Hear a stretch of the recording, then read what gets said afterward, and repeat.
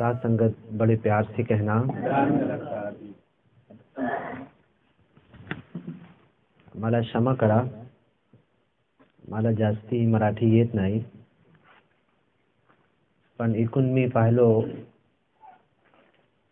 आजी आजोबा आणि सगळ्या त्यांना हिंदी कळत का नाही कळत, तो मी आळा वाकला शब्द मराठीमध्ये बोलू शकतो, कधी तुम्ही क्षमा करा तरी चालेल ना. कोणी आजारी झाला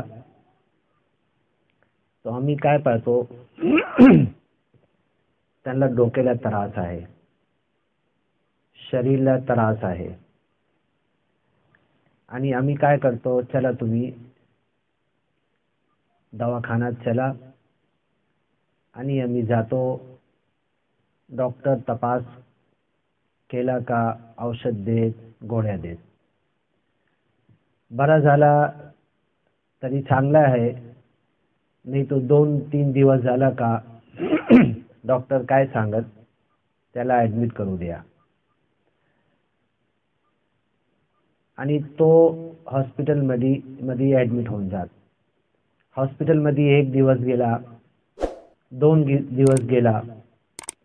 आता डॉक्टर काय करत, त्याला रक्त काढा आणि तपास करा, रक्त मध्ये काय आहे का, काय कीटाणू मलेरियाचा आहे का, टायफॉइडचा आहे का, आणि रक्त मध्ये काय तुम्ही तपास करा. रिपोर्ट आली का मी औषध देतो, इंजेक्शन देतो आणि बरा होऊन जाईल. रक्त तपासणी झाली, रक्त मध्ये मलेरियाचा कीटाणू आला,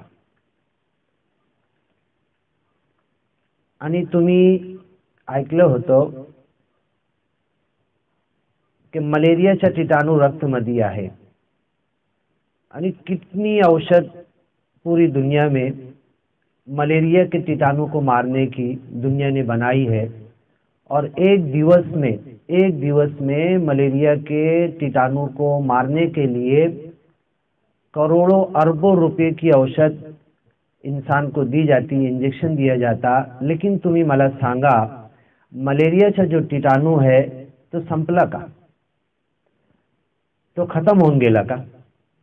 आता डॉक्टर कोणी सांगत का आता कोणाला मलेरियाची आवश्यकता नहीं, इतना रुपया खर्च करके भी एक छोटा सा कीटाणु मलेरियाचा इस दुनिया में से खत्म नहीं हुआ. तुम्ही मेंदूवर जोर द्या आणि विचार करा, कधी मला मलेरियाचा कीटाणू माझ्या शरीरमध्ये घुसून गेला आणि काय होत, तो थंडी आली, डोका त्रास झाला, आणि एक चादर घेतला का, एक ब्लँकेट चादर घेतला का, 2 टाका 3 टाका 100 10 टाका, पण तो ऐसा पेशंट असा करत, कापने क्या बोलते मराठीमध्ये, थरथरी त्यांची थरथरी जात नाही. तुम्ही 10-20 कंबल टाकू द्या. आता काय होत, हॉस्पिटलमध्ये आहे, सगळे दवा औषध चालू आहे, नंतर काय होत, जेवण तुम्ही फळ आणून दिला, सफरचंद आणून दिला, चांगला जेवण त्यांची पसंत कशी आहे तो तुम्ही आणून दिला, पण तो पेशंट कसा आहे, तो जेवणसाठी तो उसको देखता भी नहीं है, वो जेवण उसको देखने का भी मन नहीं होता है. तुम्ही सगळं आणून दिला, फळ असा सगळं तुम्ही ठेवून दिला, पण तो पेशंटचा मन कसा आहे, पेशंटचा मन काय फळ आणि जेवणसाठी काय नाही आहे. आता त्यांचा मन आणि त्यांची तब्येत पण पातळ होऊन गेली, तो लय पातळ होऊन गेला. आता त्यांच्या मनामध्ये विचार येत कि मी रहूं का नहीं रहूं, मैं आता जीवन मध्ये इस दुनिया में मैं अभी रहूंगा कि मर जाऊंगा या खत्म हो जाऊंगा, ये विचार उसके मन में आता है. जब ये विचार उसके मन में आता है तो अब जिस निराकार को, जिस खालिक को, जिस मालिक को, जिस इस दुनिया के चलाने वाले को अभी तक के उसने ध्यान नहीं दिया, अब हॉस्पिटल के बेड पर उसके मन में, उसके दिमाग में, उसकी बुद्धि में वो निराकार का ख्याल आना चालू हो गया. उसने बहुत सुना होगा निरंकारी मिशन का ज्ञान के लिए सत्संग होता है, समागम होता है, बड़े बड़े कार्यक्रम होते हैं, लेकिन कभी नहीं गया। अभी हॉस्पिटल के बेड के ऊपर उसकी तबीयत पातळ होऊन गेली, वजन कमी होऊन गेला। आता त्यांचे मनावरून असा विचार येत है कि अब जो मेरे को पैदा किया था, जिसने मेरे को जीवन दिया था, 9 महीना मैं माँ के पेट में था, मैं बाहर आया तो मेरे लिए माँ की छाती में दूध उसने दिया, माँ ने मुझे 2 साल तक के दूध पिलाया, मैं भागता था तो अगर तो माँ मेरी सेवा करती थी, मुझे पकड़ती थी, नहीं तो गली का कुत्ता मुझे पकड़ के लेके चला जाता, वहीं पे मेरा जीवन खत्म होता। अब उस पेशेंट के मन में ये विचार आता है कि मेरा पैदा करने वाला कोई है, मुझे दुनिया में सब कुछ देने वाला कोई है, मुझे मूर्त देने वाला भी कोई है। और अब ये खाना, जिस खाने के पीछे मैं भागता था, जिस खाने के लिए मैं झगड़ा करता था, जिस पैसे को कमाने के लिए गलत रास्ते पर मैं पैसे कमाता था और लोगों को धोखा देता था, आज उस पैसे का सफरचंद भी आके रखा हुआ है, खाना भी सब कुछ रखा हुआ है, लेकिन खाने को मन नहीं हो रहा है। अब उसके मन में आता है, और उसको ज्ञान हो या ज्ञान ना हो, वो अज्ञानी हो या ज्ञानी हो, अब उसके मन में आता है, ऐ मेरे पैदा करने वाले, तो मुझे माफ कर दे। वो मन में ये सोचता है कि मुझे इस हॉस्पिटल के बेड से खड़ा कर दे, मुझे दोबारा चलने के लायक कर दे, अब मैं दुनिया में गलत नहीं करूँगा, और वो सच्ची माफ़ी मांगता है। तो जिस वक्त कीटाणु उसके बदन में गए थे, उसके दिमाग के ऊपर माया थी। जब मलेरिया के कीटाणु उसके बदन में गए, आप तुम्हाला माहित आहे का मलेरियाचे कीटाणु कसा शरीरमध्ये कसा जात? डास आहे ना, डास मध्ये तो मलेरियाचे कीटाणु, आणि डास असा इंजेक्शन लावला का तो आमचे शरीरमध्ये मलेरियाचे कीटाणु घुसून जात। कितने लहान कितने बारीक होऊ शकत, तुम्ही विचार करा। अब मलेरिया के कीटाणु उसके बदन के अंदर, और उतने बारीक कीटाणु उसको ऐसा हलाते, ऐसा थरथरी उसके ऊपर आती कि हम कोई रोक नहीं सकते। उसके ऊपर 10-20 ब्लैंकेट डाल के भी वो अच्छा नहीं होता। क्यों? कि उस मलेरिया के कीटाणु को जो शक्ति दी है, निराकार ने दी है। उस लहान मलेरिया से कीटाणु को जो शक्ति दी है कि मेरे बदन में घुस जाए, दास के बदन में से मेरे बदन में जाए, और मैंने निराकार का बहुत उसके पालन नहीं किया, उसकी बातों को नहीं सुना। निराकार ने जो मेरे लिए जिंदगी गुजारने का रास्ता दिखाया, मैंने उसको नहीं देखा, तो निराकार ने एक छोटे से लहान मलेरिया के कीटाणु से काम ले लिया, और जब वो मेरे बदन में गया तो मैं ऐसा थरथर कांपने लगा। लेकिन जब मेरे मन में ये विचार आया कि नहीं, कुछ तो चूकी हुई है, काय गलती झाली है, आता निराकार से अरदास करा, आता माफी मांगा, और जब मैं सच्चे दिल से उस हॉस्पिटल के अंदर बेड के ऊपर, मी मंदिर जाऊ शकत नाही, मी हॉस्पिटल मध्ये आहे, मी मस्जिद मध्ये जाऊ शकत नाही, मी चर्च मध्ये जाऊ शकत नाही, मी हात मुंह नहाना अंघोळ काय करू शकत नाही, आणि पूजासाठी काय नियम है, तुम्ही अंघोळ करा, नमाजसाठी काय तुम्ही हात मुंह तोंड सगळ्या पाय सगळ्या धुवा, आणि असा चादर टाका, आणि असा हात करून नमाजसाठी सगळ्या करा। मी हॉस्पिटलची बेडवर आहे, मी ICU मध्ये आहे, इकून नल्ली लावली आहे, लघवीची नल्ली लावली आहे, सगळ्या इकून पट्टा ECG पट्टासाठी, सगळ्या मॉनिटरसाठी सगळ्या वायर लाव, मी काय अंघोळ करू शकत का? मी काय वजू करू शकत का नमाजसाठी? की मैं काय चादर टाकून नमाजसाठी उभे होऊ शकत का? काय करू शकत नाही। पण मी काय करू शकत, मी सिमरन करू शकत। आणि जो बेड पर जो इंसान है वो सच्चे मन से सिमरन करता है, और फिर निराकार से बोलता है कि अब तो 10 दिन हो गया, अब तो 20 दिन हो गया, अब तो मैंने जो कमाया था सब खत्म हो गया। तुम्हाला माहित आहे का, बंबई मध्ये 1 दिवसचा बिल ICU मध्ये 1 लाख रुपया झाला आहे। तुम्ही ICU मध्ये ऍडमिट झाला ना बंबई मध्ये, एक दिवसचा 1,00,000 रुपया किती जमा केला ला सगळ्याला, पण काही गॅरंटी नाही. आता बेडवर तो अरदास करत आहे कि ऐ सच्चे खालिक, ऐ सच्चे मालिक, तू मुझे माफ कर दे, तू मुझे फिर से खड़ा कर दे.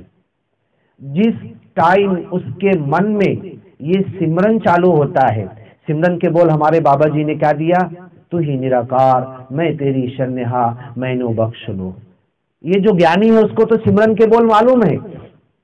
जो अज्ञानी है, जिसके पास ज्ञान नहीं है, वो अगर ये भी बोलता है ऐ सच्चे मालिक, ऐ सच्चे खालिक, मैंने बहुत गलती की, तेरी बातों को छोड़कर मैंने 40 साल 50 साल 60 साल जिंदगी गुजारी, अब तू मुझे माफ कर दे. और अब मैं लगता है कि ये सब पूरे बदन में डॉक्टर ने इधर से सुई, इधर से नल्ली, इधर से ये सब लगा दिया है.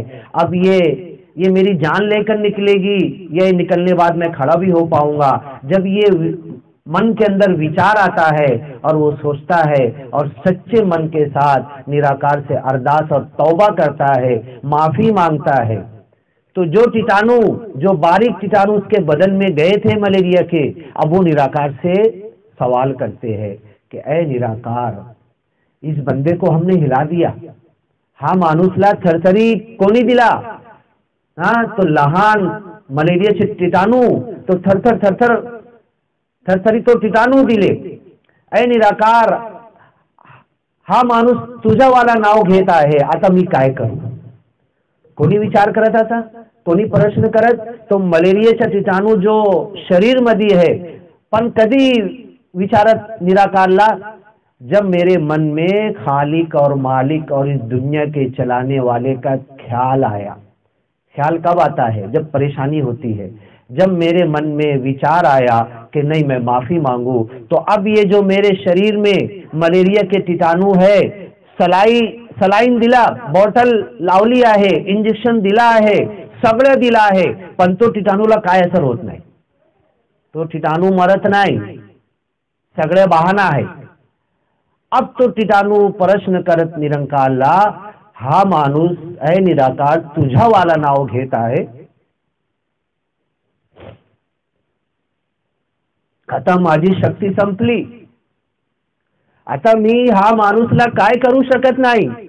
का बरं काय करू शकत नाही, हा तुझ्या वाला नाम मन से घेत आहे.